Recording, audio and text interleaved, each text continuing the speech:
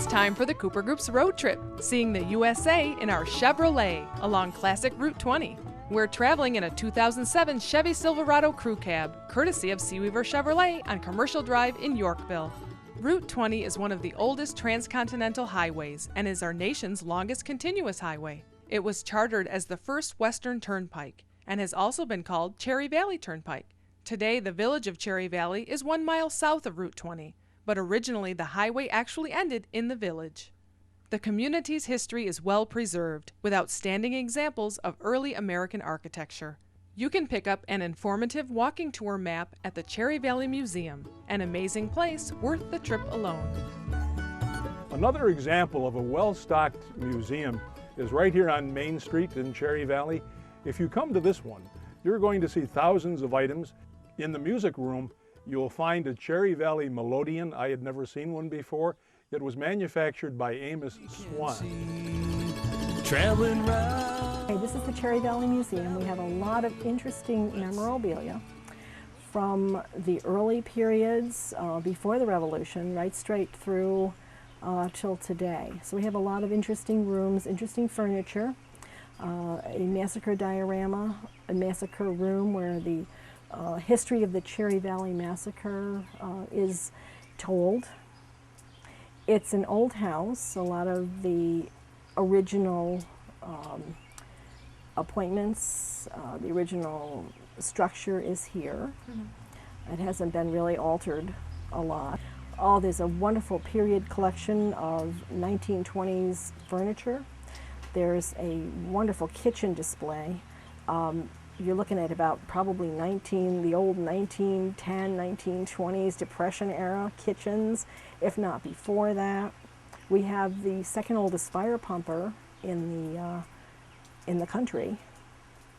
And we have a good display of period clothing, wedding dresses, some really unique French wallpaper that came in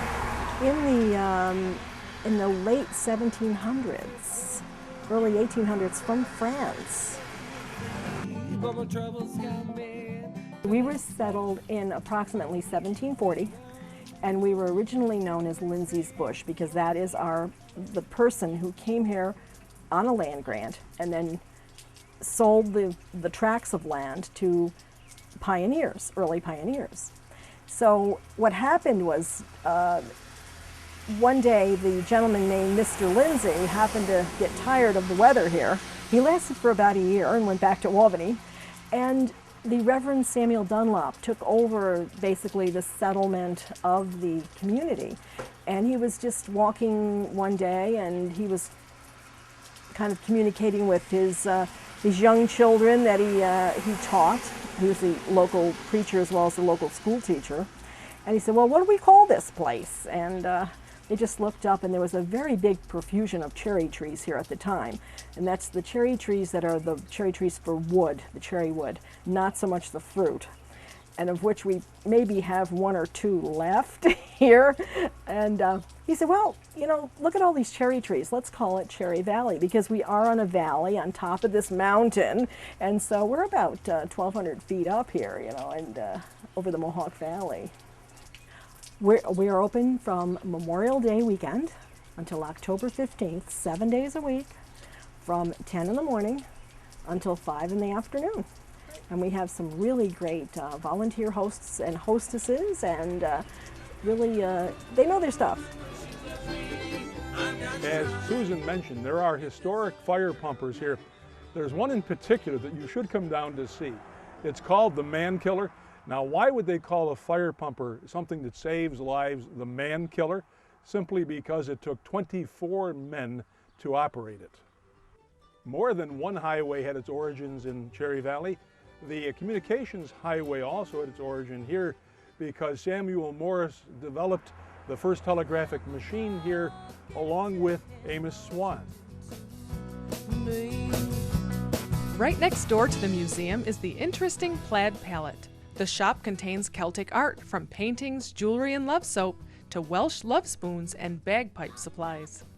You come to the Plaid Palette, you'll find not just things plaid, you'll find everything conceivable that is Celtic. And you'll also find something that I think is extremely interesting. You can send in pictures of yourselves and your spouses or intended spouses, and they will then put together for you a cake topping that will have your hairdos, your faces painted onto them, and your outfit, whatever it might be, in this case a kilt and a wedding dress, and it is absolutely customized and ends up on the top of your wedding cake, made right here in the Cherry Valley. Little bit of love can make this life mean so much more.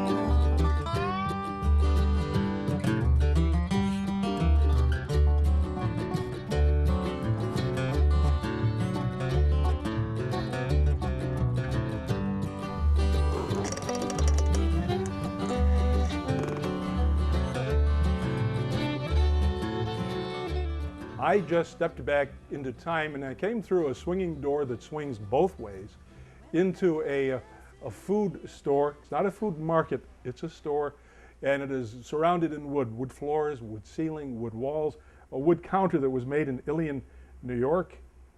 For some reason it reminds me of Pacciarelli's in Cornhill, because if you look at the shelves, not only is everything perfectly lined up, every can, every box, but there are prices underneath each of the items, so you know by looking at what you want to buy what it's going to cost. Francis showed me a picture taken back in 1972. If you look closely, there's a box of Muller's macaroni, 3 pounds for 55 cents, and today it is now $3.09. So they say in my school to be kind and The Telegraph building around the corner is in the same location as it was in 1844, but is now home to Clow's bookstore. The small exterior is deceiving. Inside you will find volumes of old classics and new titles, and many books on local history. Excuse the new look, but between takes today it began to rain down here in Cherry Valley, so the wet shoulders and the hair, it's because of the rain. We are on Alden Street at Clow's bookstore. Come in here because there are some 30,000 books. And the owner, Franzen, can find you among these 30,000 books, whatever book you may want.